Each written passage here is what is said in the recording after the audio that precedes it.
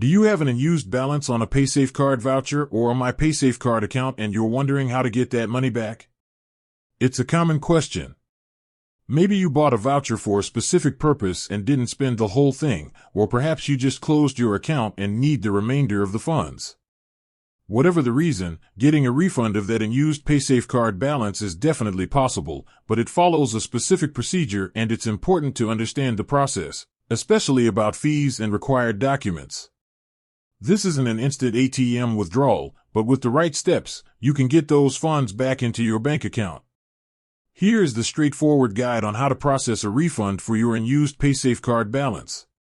First, you need to navigate to the official PaysafeCard website and locate their refund request form. This is the starting point for all balance refunds, whether it's from a single 16-digit prepaid code, also known as a voucher, or the remaining balance in your My PaysafeCard account. Next, be prepared to submit some key information and documentation. PaysafeCard requires this to verify your identity and to ensure the money goes to the correct, authorized bank account.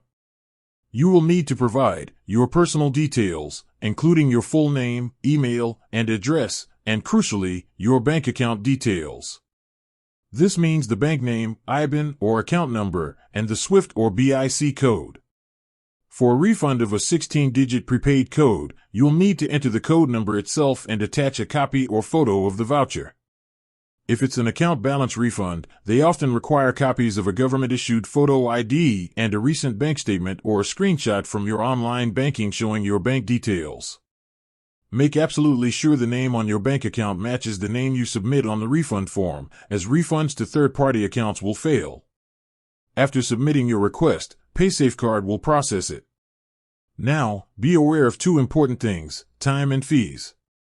Once your refund is processed, the funds typically take between 3 to 5 business days to arrive in your bank account, but sometimes delays can happen.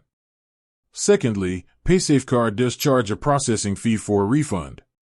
This fee will be deducted directly from the amount you are being refunded. Always check their official fees and limits page for the most up-to-date charge for your country.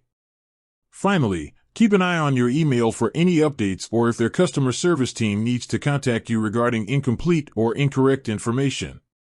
Following up quickly will ensure the fastest possible turnaround. Submitting the form, providing the correct documents, and waiting patiently is all it takes to get that unused balance back in your pocket. With that said, thanks for watching and until next time.